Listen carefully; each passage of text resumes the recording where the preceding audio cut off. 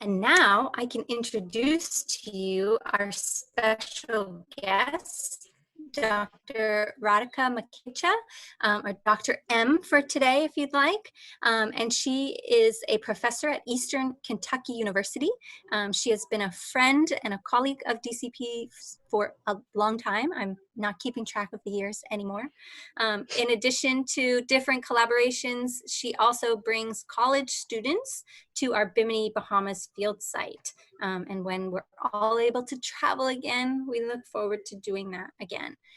Today, we're going to talk about elephants and dolphins. So if you have already tuned into our shark versus dolphins webinar, this will be a bit like that, but let's take on a terrestrial, a land animal today.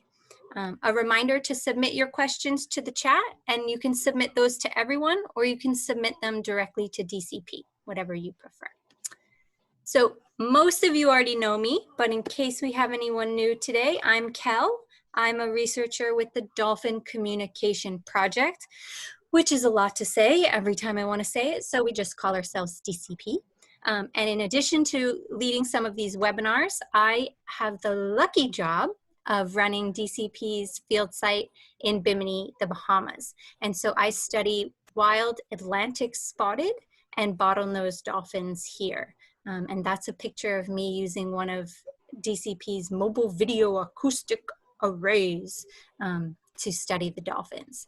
And we, like I said, have Dr. M with us today. Hello, as Kelly already introduced me, I am Dr. M and I teach at Eastern Kentucky University, and I teach about animals over there in an animal studies program. And I've studied dolphins in the past, and now I study elephants.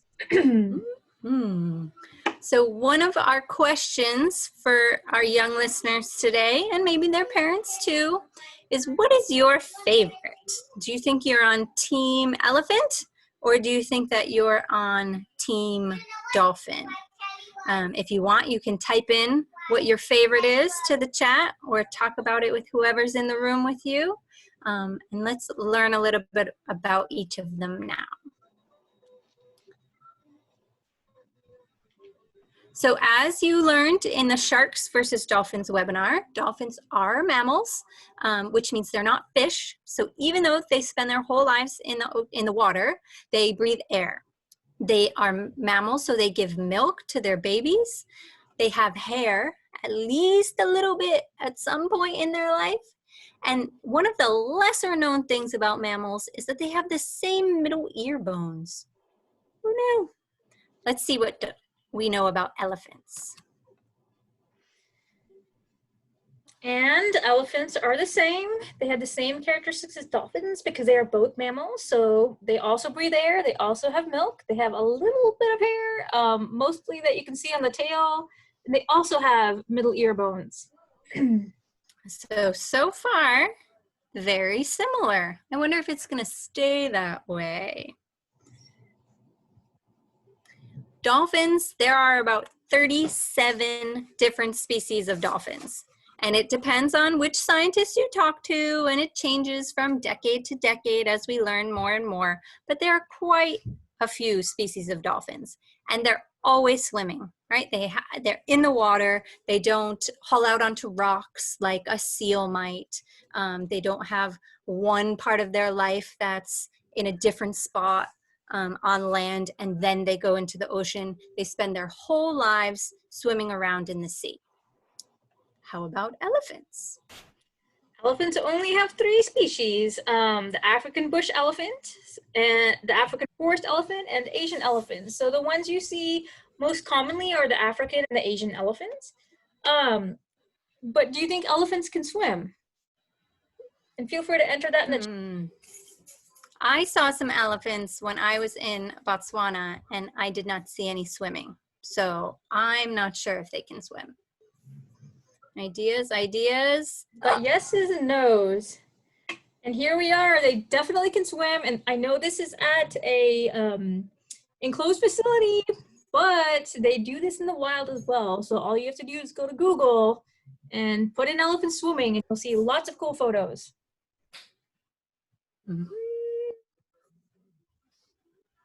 And now there isn't an elephant equivalent of this because it would only be 3.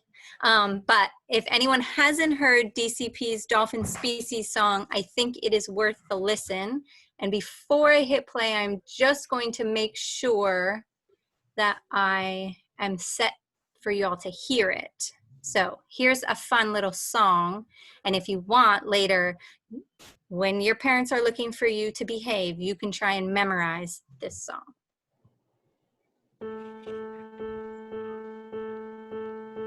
Spinners, Can you spotted, hear it? southern right whale, northern right whale, bottlenose, and Hector's, Rezos, Frasers, striped Indo-Pacific hear me? bottlenose. The humpback comes in maybe 3 or 4 or even 5 species, but there are many more than these, so pay attention, please. La Plata, Ganges, Indus, Amazon, and the Takushi too. These are the dolphins that live in freshwater rivers. Yes, it's true, the Baiji once was on the list, but now it's gone, it don't exist. Pollution made it disappear, it will be very sorely missed. Beluga's not a dolphin, but I thought I'd name it anyway. And white-beaked dolphins have a white beak, which is why they're named that way. And Commerson, he named a dolphin heavy-side, he named one too. If you're a famous scientist, those are the things they let you do. The longfin pilot whale is not a whale, no, it's a dolphin too. The shortfin pilot whale has slightly shorter fins, oh yes, it's true. The melon-headed whale does not have melons for a head, and it's a dolphin, not a whale. I hope I'm not confusing you. They call the orca killer whale, though it's a dolphin like the rest. There's climbing, rough-toothed, hourglass, and dusky. I like them the best. The Irrawaddy dolphin swims in rivers and the ocean. It's a quite uncommon notion, to this fact I can attest. Long and short-beaked common dolphin, Hector's peels and black. Oh my, Pacific and Atlantic, white-sided and striped in Maui's kind. There's false and pygmy killer whale, Australian snubfin's no new guy. And now I think I've named them all, so next time I think you should try.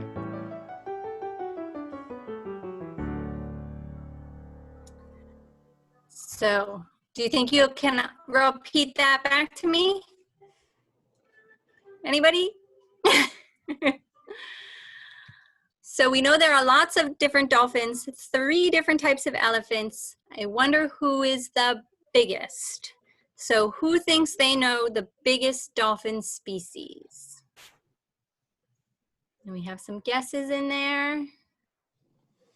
Suggestions. Did you all guess the orca? Because you've been to a DCP webinar before. So the orca, or the killer whale, is actually the largest member of the dolphin family. Does anybody have a guess as to how much the largest orca weighs? What do you think? What are some of our guesses?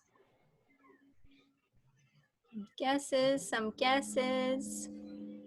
The largest orca can weigh up to 12,000 pounds.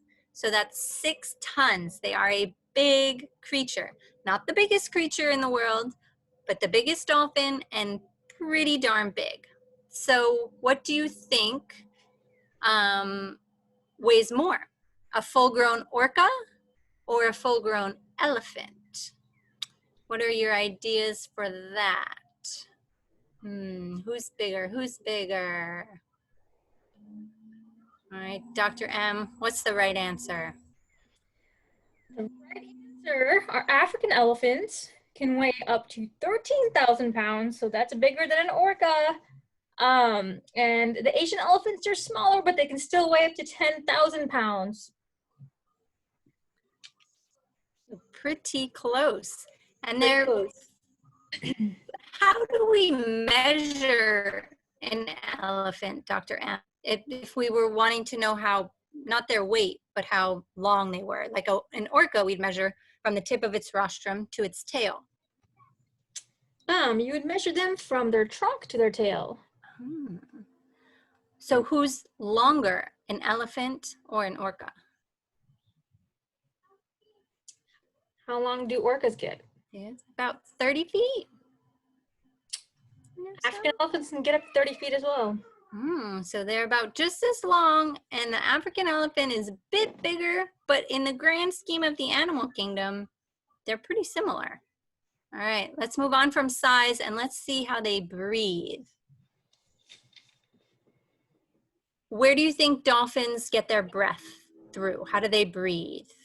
their mouths, their skin. I know a few people in here today already know this answer. Their blowhole, right? So dolphins do not breathe through their mouths at all. Does anybody remember why it's so handy for the dolphins to be able to breathe through the top of their head?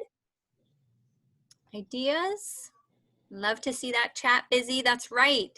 It's more efficient if you have to be in the water to just cruise at the surface and take a breath while you're still seeing what's going on around you underwater.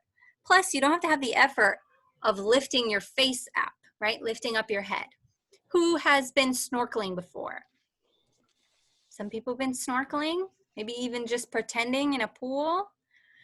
It was pretty nice to have that snorkel at the surface, right? You could keep breathing while you watch the fish and the coral and your friends without needing to lift your head out of the water. All right, so I wonder how elephants breathe. Can anybody take a guess?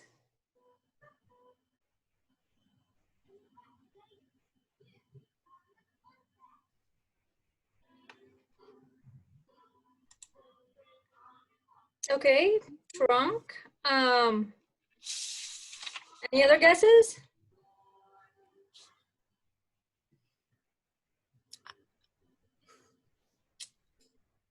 All right, it's the trunk and the mouth, so they can breathe through both. And the trunk does have nostrils.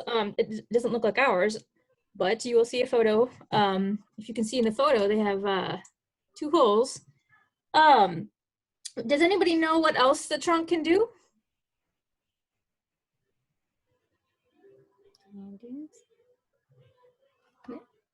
Scratch an itch. So it helps you with the food. So actually, if the elephant wants to drink water, it can, or not drink, it doesn't suck it up through its nose and swallow it, or its trunk, but it will suck up the water through the trunk and then put it in its mouth. And it can also do this with dust. So they spray themselves with dust to keep themselves cool and keep the bugs away. So they can do this with their trunk while also breathing through their mouth. So if their trunk is occupied, they still have their mouth. And they use their trunk as a snorkel when they're swimming. It's not only the dolphins who have a snorkel. Yes. Like it. All right, so how about babies? Dolphins have maybe one baby at a time, but the baby is alive, the baby knows how to swim, but mom still takes a lot of care of the baby. Here in Bimini, once the baby leaves mom and is on its own, we don't see it a lot with its mom. The exception is Paul and his mom, Leslie. We do see them together more than we see other moms and independent calves. So that's something we're still looking at. What is most common? Because there's not always just like one hard and fast rule. There can be variation between individuals. Dr. M, how many babies does an elephant have at once? Usually one, but sometimes on rare instances, sometimes they have twins. And the mom takes a lot of care of the babies too, and also other members of the elephant herd also help to take care of the babies. So there's babysitting going on as well. We talked about their trunks. Now let's go to the other end and talk about their tails. You guys remember dolphin tail, right? Can you take your hands and make yourself a dolphin tail with your arms and your hands? Which way does that go if you're a dolphin? Up and down, right. So not like a fish that goes side to side. The dolphin's tail goes up and down. And most people would naturally think that on the way down is when they're getting the most power, and on the way up, they're recovering. They're getting the oomph on the down and recovering on the up. But scientists discovered that it's the opposite. The power stroke, they're actually getting more power on the up and recovering on the down. Do you think that an elephant needs a tail for propulsion while it's walking around? Probably not. So what do they use their tail for? Any ideas? Ideas?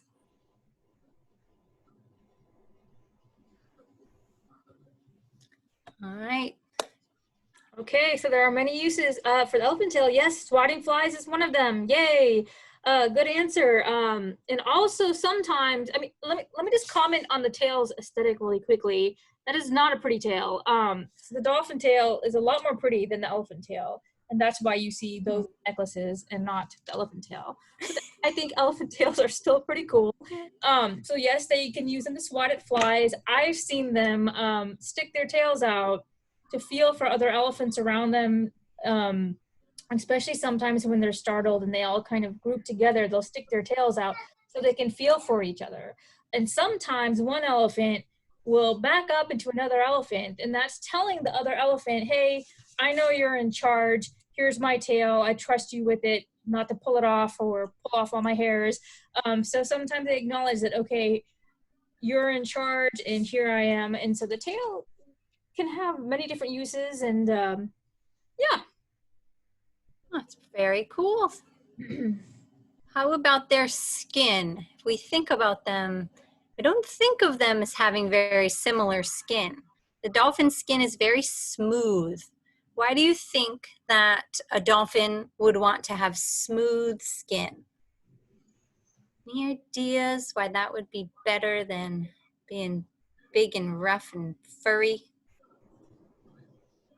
Does it help them swim through the water, right? It makes them more hydrodynamic for them to be nice and smooth.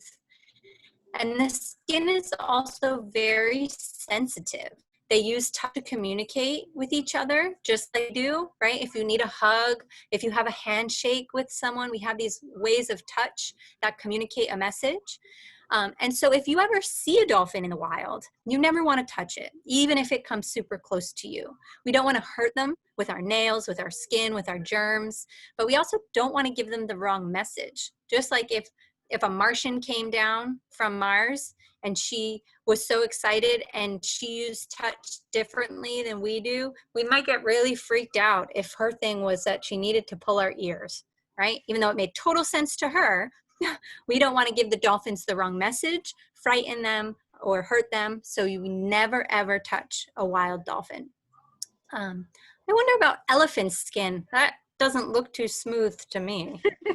It is definitely not smooth. It's tough to the touch, but they're also very sensitive, so they can feel when they're touched. And just like dolphins, they touch each other a lot to communicate and to bond with each other. But also all those wrinkles that you see on their skin, it helps them to retain moisture. So they need to stay cool. And so that's one of the reasons for the wrinkles.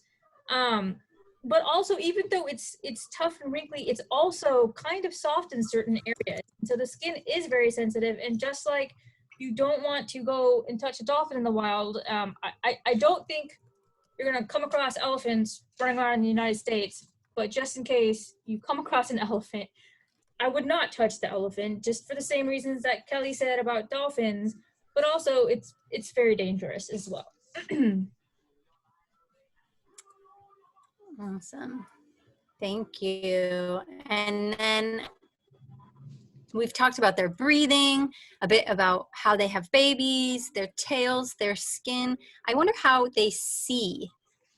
So dolphins have monocular and binocular vision, and they can move each eye independently. But they've been in the ocean for millions of years. So I'm always a bit surprised that they actually have pretty good vision in the air. They have rods and cones, which you might have heard about, but it's awfully difficult to design an experiment to ask a non-human animal if they see color. So that's a very challenging thing to study, but scientists as of right now think it's most likely that dolphins can see shade and brightness as opposed to specific colors, but there's still a lot to learn. How does that compare to elephants, Dr. M? So elephants have better peripheral vision, so monocular vision, seeing with each eye separately. Their vision is okay. It's not as good as humans. And like dogs, they can only see blues and yellows. so they can't see as much color than us, but that doesn't really affect their ability to live and go about their day. And there have been some times where people have watched elephant herds, a group of elephants being led by a blind member, because elephants have one elephant, a female, that's in charge. She's called a matriarch, and she will lead the group even when she's blind, because she's using all of her other senses like smell and touch and sound to lead them. So it's extraordinary that they can still lead and go about their lives even when their vision is so poor, or even if they're blind. Wow, that is cool. I don't know any I'll have to look it up, any cases of blind dolphins that otherwise have vision. There's the river dolphins that are functionally blind, but they all are. And so they rely heavily on their echolocation. They live in an environment where you can't really see anything underwater anyway. But I'm not sure of any cases of a dolphin who otherwise should have had good vision, how they coped with it within the group without it. Interesting. I'll have to look that up. So let's see. Size, tails, eyesight. How about smell? There are bottlenose dolphins after all, right?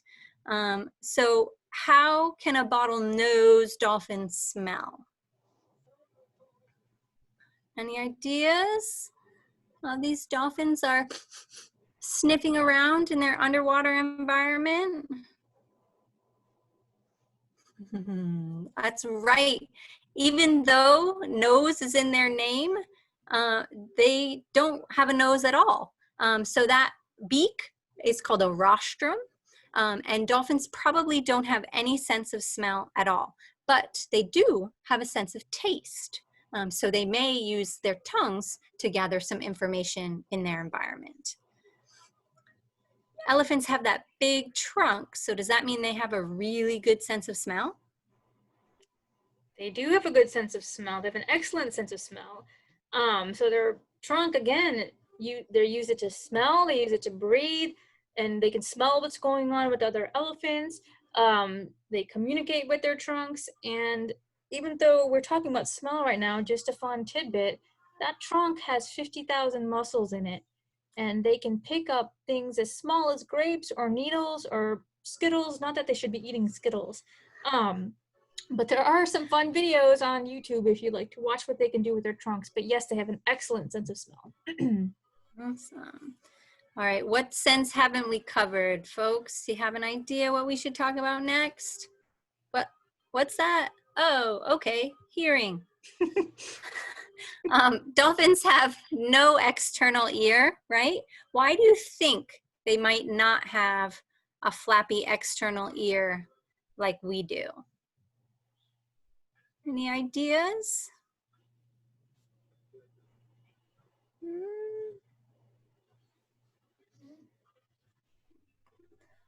That's right. So it may be that it helps them be, again, hydrodynamic. If they had external ears, it would create a lot of drag and it would take more effort for them to get through the water. They do have a teeny little ear hole, but it's much more streamlined not to have an external ear when you live your life in the ocean. And while the dolphins have a middle and inner ear canals, it's actually their teeth and their lower jaw that help actually get the sound to their ears. They can hear well at high and low frequencies, so they have a wider hearing range than humans do. I wonder how that all compares to elephants. So elephants, as you can see, have humongous ears. And they are very good at hearing. They can hear things humans cannot. And they can hear sounds that are very low that we can't hear. And then sometimes these low sounds will make the ground vibrate. And an elephant a mile or a mile and a half away can feel the sound created by another elephant from a mile or a mile and a half away. And they pick it up through their feet because it makes the ground vibrate. So elephants have a very complex system of communication, and they can hear very well. And their ears are pretty nice, pretty cool to look at. Yeah.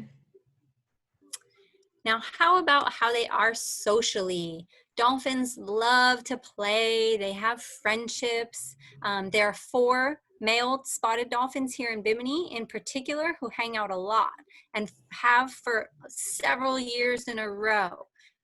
We call them split jaw, Prince William and Speedy, and they're not exactly the same age. Splitjaw is the oldest, and they aren't together every minute of the day, but they are seen a lot more together than other dolphins are seen together. Female dolphins here in Bimini seem to change their friends over time. So it seems more based on who's also having a baby in that same year. Then these moms hang out more while their little ones are younger, and then that can change a few years later.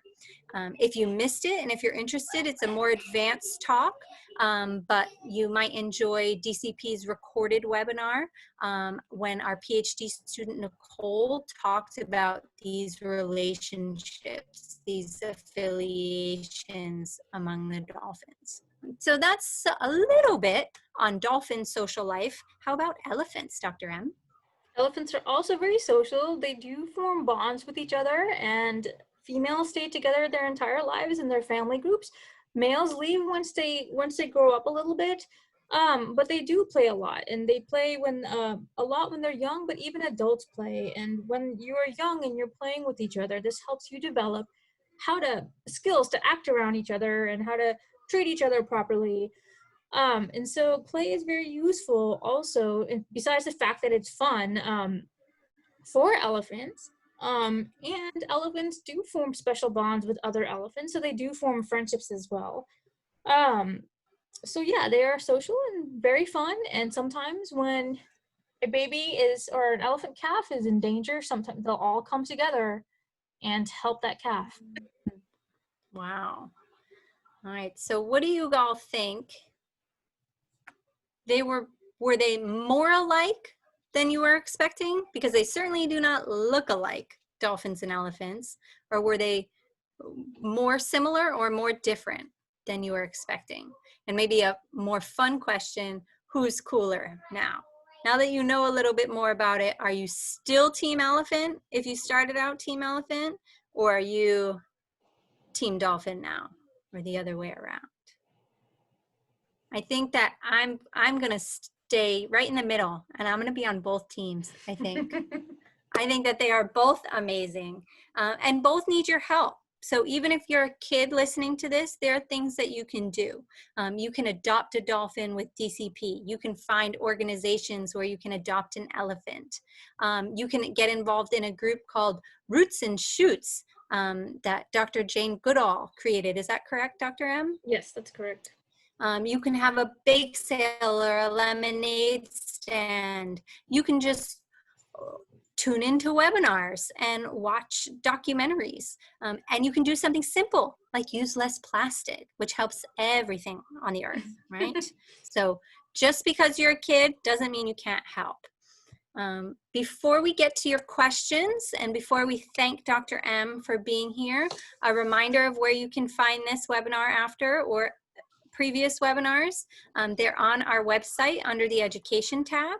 You'll find webinars. And you can also find them on our YouTube channel, Dolphin Communication Project, shocker. Go ahead and subscribe to that if you don't want to miss anything. And you can listen to Dolphin Pod episodes. Those are available wherever you get your podcasts. And then keep tuning in to these webinars. The Tuesday ones are geared toward younger audience. Our next one is next Tuesday, the 16th. And we're going to talk about beach cleanups and litter and how that's connected to dolphins. We are taking this Thursday off from our deep dive, but next Thursday on the 18th, we're going to talk about the evolution of hippos and whales. So kind of trying to bring in some of these other animals to compare dolphins to. And of course, you can, if you're allowed to, or if you want to ask a grown-up to, you can stay in touch with us through our website and email and social media. You can encourage people in your life to support us. And we're still doing our ongoing Pay It Forward program. So if you spend at least $15 on any of those starred things, Adopt a Dolphin memberships, t-shirts, bandanas, we will send, for every $15 spent, we will send a Dolphin e-kit to someone who needs it right now. Somebody who's an essential worker, somebody who's having a hard time and needs a little pick-me-up. So with that, I thank you to Dr. M. And now I think we still have some good time for questions. We do, and I've been collecting the questions for the two of you, if you don't mind. The first one that we have is, how can you tell the difference between each individual elephant? Is it like how we do with dolphins? How do you recognize the individual elephants? At first it seems impossible, but then you look at them and you look for some permanent marks on them. So sometimes their ears are a little bit torn, but after you watch them for a while, their faces take on different shapes. They have different bodies. And so what I used was different bodies, different body parts. Sometimes were different, or they have, like with Asian elephants, they have a lot more freckles. African elephants usually don't, and so their freckle pattern, just like with spotted dolphins. And then I use their ears as well. Cool, very cool. So here's a question for comparison: is who lives longer, dolphins or elephants? Well, I don't know how it is for elephants. For dolphins, it really depends on which species you're talking about. So can people think of dogs that they've met in their life? Does anybody know which dog is likely to live longer? A great big Great Dane or a little Chihuahua? Which dog breed might live longer?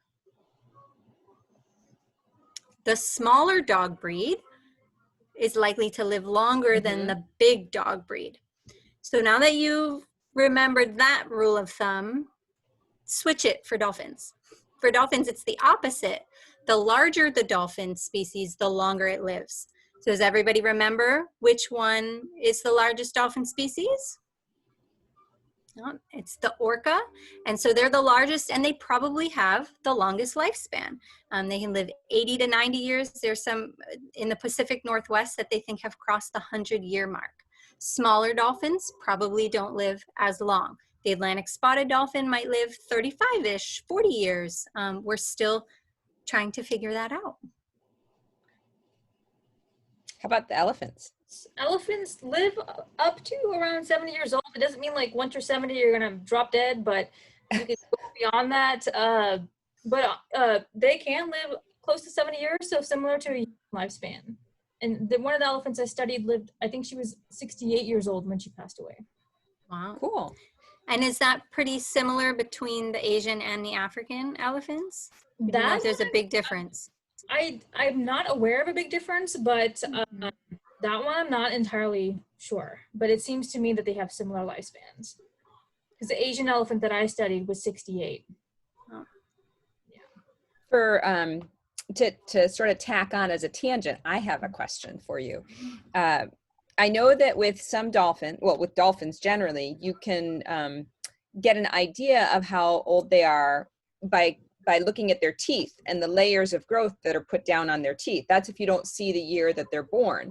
And with the big whales, like humpback whales and fin whales and right whales, I believe you can take like an earwax plug and look at the layers there to get an idea of an approximate age for how old they are if you don't see when they're born.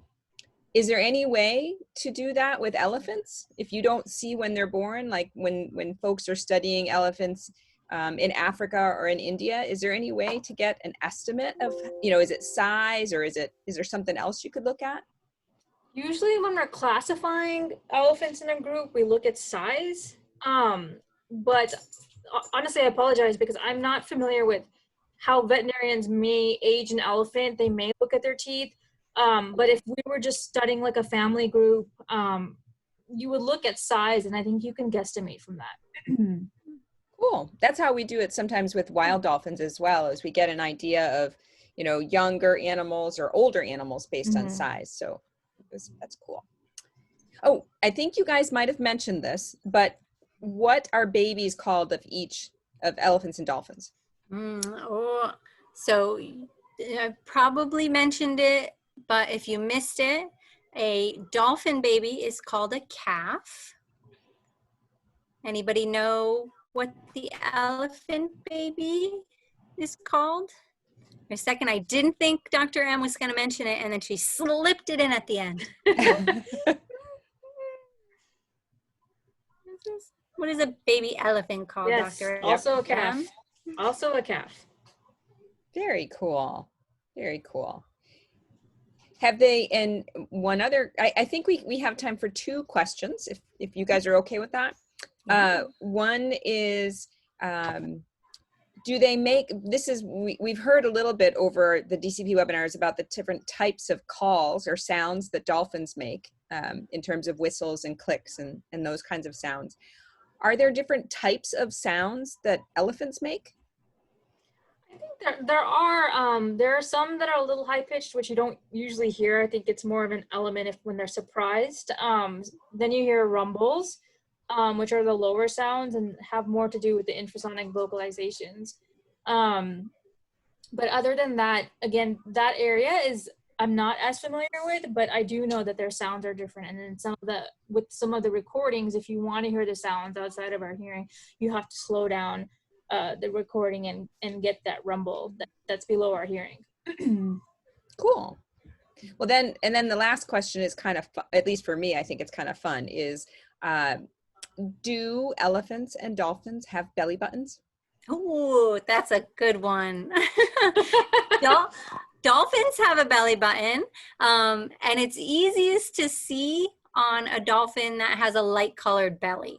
So for example, the spotted dolphins here, the younger dolphins, when they flip over and you see their bellies, sure enough, there's a little, it's streamlined. So I've never seen a dolphin with an outie, but I can make out that little scar on their abdomen, on their belly. And unlike some shark species, it doesn't really go away. But with the spotted dolphins, because they get covered in dark spots on their bellies, it's much harder to see it on an adult. Thank you for that question. Yeah. You have caught me. I do not know. I've never thought about that, and I've never. Oh my goodness. And I thought I refreshed my knowledge here before this. I would imagine they have some. Because they're mammals and they're born, you know, I would imagine they have some mark. It might heal up and not be seen. So I don't know. Get lost in all those wrinkles and all that elephant belly. I haven't seen a belly button. I mean, I've seen. Well, how often have you been underneath an elephant? I have not.